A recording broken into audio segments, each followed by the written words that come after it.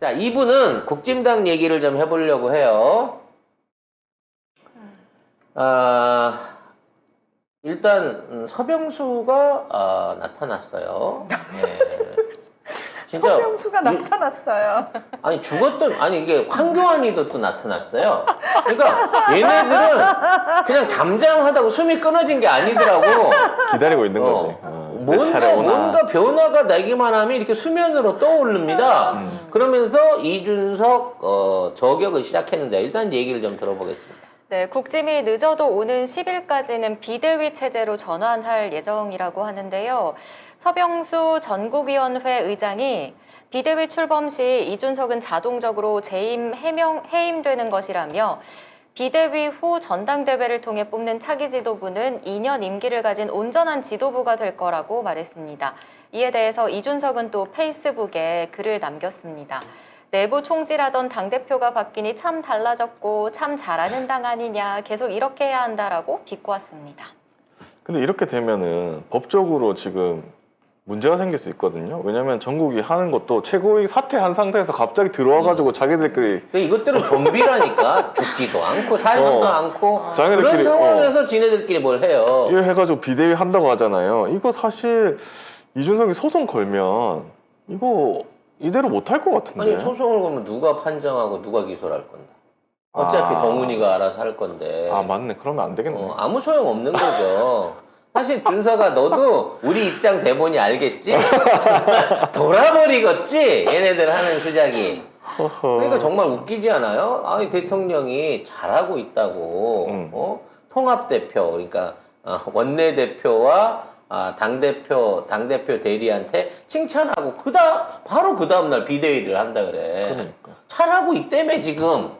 잘하고 있는 당을 왜 자꾸 비대위를 가려고 하는 건데 심지어는 비대위 위원장 앉힐 사람도 없어서 지금 고민하고 있으면서 결국 이런 아사리판을 하다 보니까 갑자기 이제는 가발의 시대다.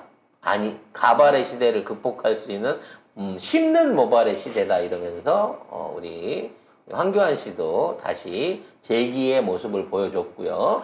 여기저기에서 저 사람 이미 끝나지 않았나 생각했던 좀비들이 다시 목을 쳐들면서 지금 비대위원장을 노리고 있다고 합니다. 황교안 좀 웃긴 게 기사가 있는데 잠깐만요. 황교안이 차기 국힘의 비대위원장이 누가 적임자냐 자기 유튜브 채널에 이렇게 해가지고 조사를 했어요. 참 이분 뻔뻔하네요. 그래서 이름을 자기 돈을 들여가지고 투자를 좀 하지. 자기 유튜브가 당연히 자기 지지자들이 있겠지. 자기 유튜브 구독자들한테 이걸 물어봐갖고 그래가지고 알아. 황교안, 권선동, 정진석, 나경원, 김종인 이렇게 김종인도 들어갔네. 아무튼 여기 5명을 해가지고 1등이 자기 황교안 83%야. 고작 83 아니에요? 자기 압도적이네. 아니 압도적인데 자기 유튜브 보는 사람도 83%밖에 안 해요. 아 그렇게 생각해야 되나?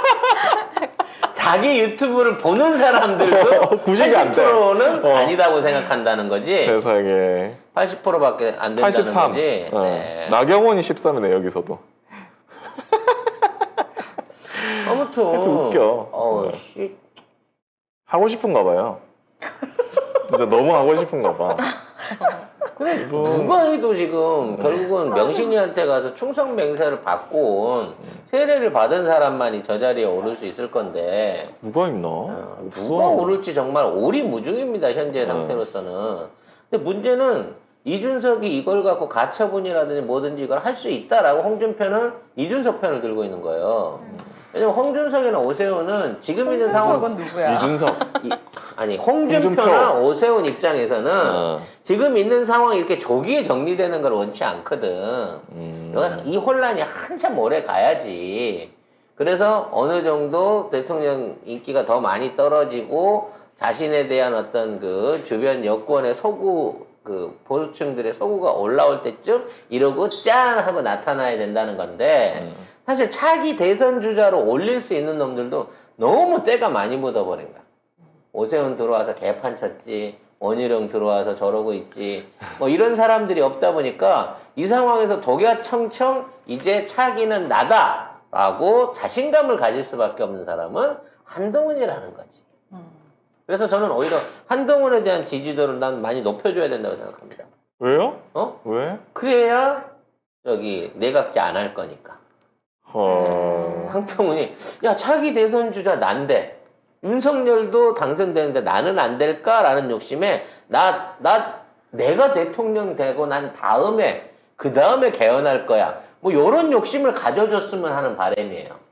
근데 이게 다 말이 안 되는 게 물론 지금 상황 자체가 다 말이 안 되지만 한동훈 이제 장관 된 지도 얼마 안 됐어요. 차기라니 무슨 차기야. 아우 나 진짜. 심지어 지 밑에 있는 총장도 못 뽑고 있는데 지금 내부 반발. 그러니까 때문에. 네. 총장도 없는데. 근데 이렇게 삐걱삐걱 해갖고 돌아가는 상황에서 권력 싸움은 가면 갈수록 치열해지고 있다는 겁니다. 제가 방송에서 몇 번 늘 말씀드렸지만 이 정권은 연합 정권이에요. 종교계하고 윤핵관하고 검찰 세력들의 연합 정권이란 말이야. 그리고 검찰 세력 뒤에는 토건족이 버티고 있는 거고요. 그리고 국진당 쪽도 토건족의 영향을 받고 있는 애들인 거야, 결과적으로는.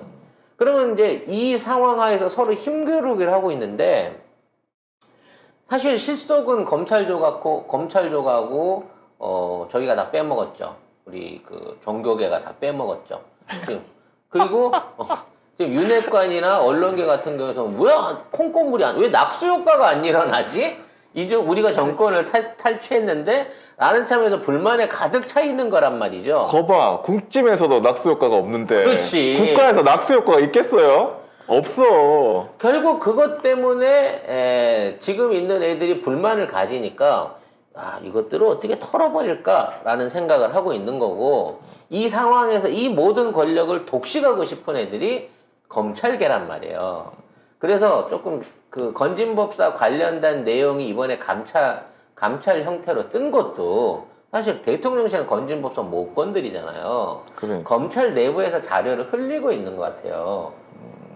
그래 놓고 하는 얘기가 대통령 비서실장 이하 대통령실에 있는 지금에 있는 주요 관직들 다 내놓고 나가라야. 근데 나가서 책임져야 될 애들이 전부 다 김건희계라는 거지. 그렇지. 김건희를 싫어하는 사람들이 다 이거를 흘리고 있다는 거죠. 그렇지. 그래서 건진법사. 결과적으로 이쪽 무속계를 밀어내려고 하면 이 무속계가 그냥 그래 밀어내는구나 갈놈들이 아니란 말이야. 이준석도 사실을 따져보면 종교계니까 신천지계니까. 그러면 이 상황에서 역풍 안 나오겠느냐는 얘기지, 검찰 쪽에. 응? 이제는 검찰이 복수의 칼을 맞을 때가 된 거예요. 그동안 검찰은 혼자서만 권력의 칼을 휘둘러도 아무도 내부에서 제재하거나 저항하는 세력들이 없었는데, 이제는 국진당 안에서 반검찰 세력들, 윤핵관과 종교계가 몰아갖고 검찰들 잡기 위한 모종의 반격이 조만간 시작된다 라는 기대감을 가져볼 수 있다는 거죠. 뭐 이미 시작됐죠. 기대감이잖아요, 기대감. 그러니까 지켜보자고. 당장 내일부터 무슨 일이 일어나는지. 아마 뭐 검찰 인사에 대한 비리라든지 또 뭐 그동안 선거 개입이라든지 정치 개입에 있어서의 일종의 루머 같은 것들이 언론을 통해서든 뭐 또는 어떤 그 국회의원, 그러니까 윤핵관들 내부의 어떤 폭로를 통해서든 검찰 쪽을 흔들 수 있는 반격이 조만간 시작될 것으로 기대할 수 있을 것 같습니다. 자, 꿀잼 각오를 지켜보겠습니다. 뉴스는 금토일에 나옵니다.